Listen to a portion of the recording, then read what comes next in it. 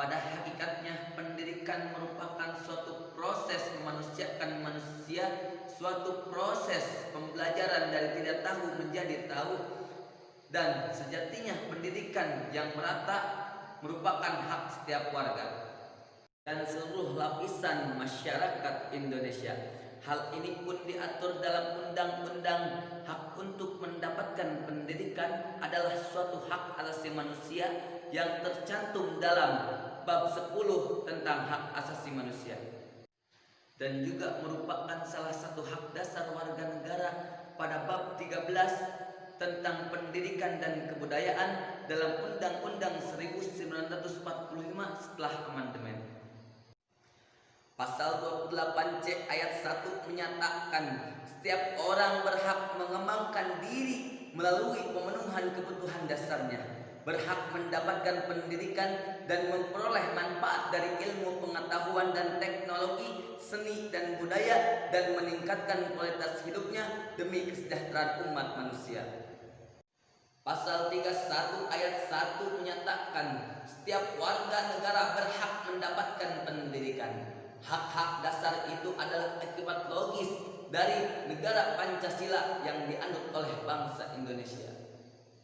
Pendidikan di Indonesia saban hari menjadi polemik. Selain kurikulum yang sulit, sistem negara ini belum berhasil mencetak sepenuhnya generasi yang baik.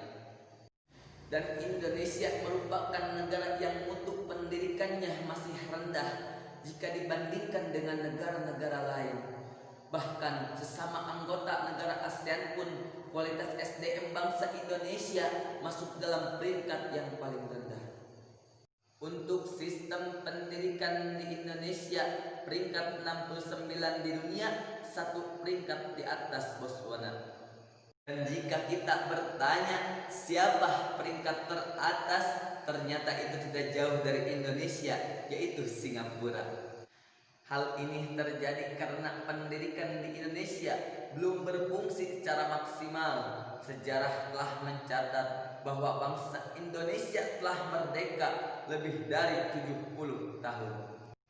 Cita-cita kemerdekaan yang digagas oleh para bapak pendiri bangsa atau founding father menjadi tanggung jawab kita untuk melanjutkan tonggak-tonggak perjuangan pergerakan nasional tersebut.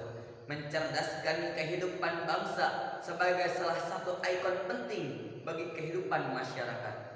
Perlu dilakukan upaya-upaya aktualisasi menuju masa depan yang lebih baik.